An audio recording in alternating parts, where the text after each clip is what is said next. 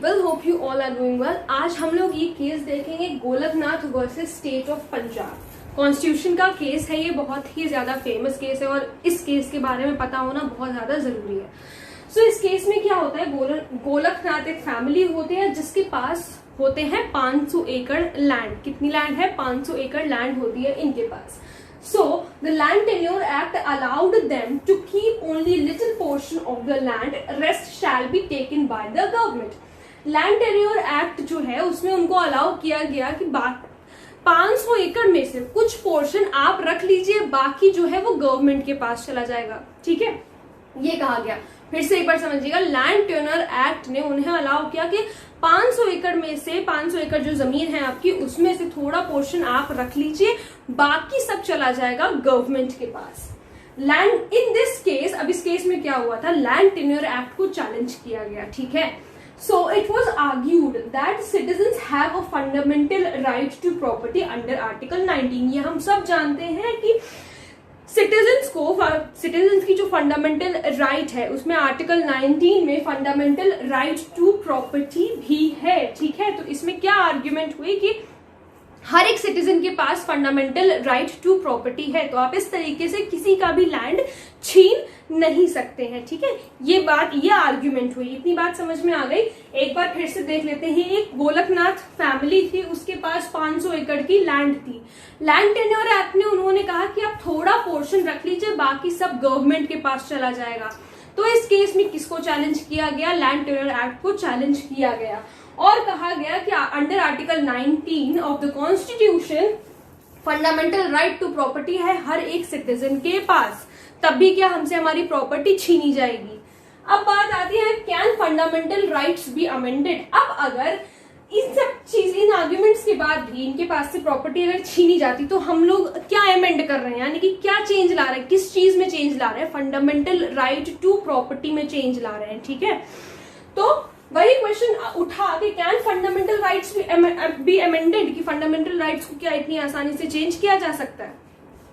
Then, while answering this question, Supreme Court said that the amending power of Parliament is not unlimited but limited. Supreme court ने इस question का जवाब दिया कि जो parliament के पास जो पावर है अमेंडमेंट्स करने की, वो अनलिमिटेड नहीं है बल्कि लिमिटेड है। फिर से समझिएगा, सुप्रीम कोर्ट ने इसका जवाब ये दिया, इस क्वेश्चन का आंसर ये दिया कि can fundamental rights be amended, क्या फंडामेंटल राइट्स को चेंज किया जा सकता है?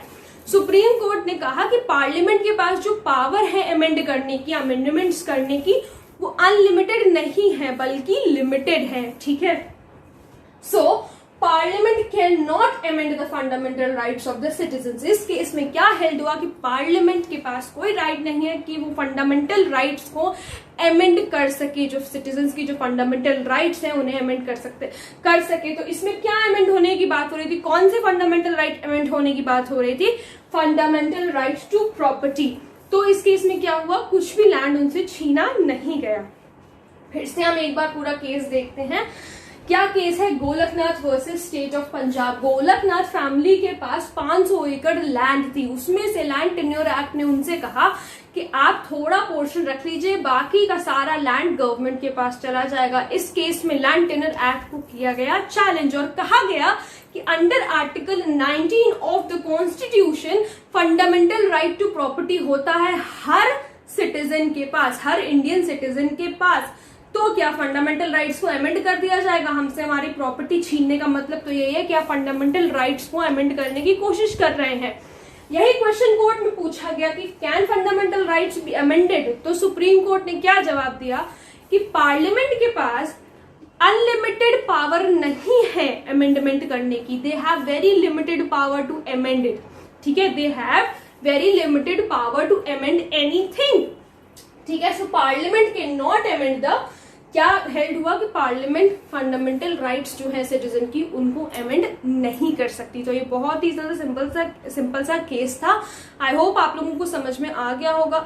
अगर कोई प्रॉब्लम हो तो please let me know in the comment section. और अगर आप लोगों ने अभी तक चैनल सब्सक्राइब नहीं किया तो प्लीज चैनल को सब्सक्राइब कर लीजिए, क्योंकि 91% लोग जो मेरी वीडियोस देख रहे हैं उन्होंने अभी तक मेरा चैनल सब्सक्राइब नहीं किया। तो अगर ऐसे ही लेक्चर्स आप लोगों को चाहिए तो आप लोगों को मेरा चैनल सब्सक्राइब करना पड़ेगा। अगर कोई प्रॉब्लम हो तो please let me know in the comment section, और अगर आप लोग किसी टॉपिक पे वीडियो देखना चाहते हैं तो वो भी प्लीज मुझे जरूर बताइएगा। Thank you so much.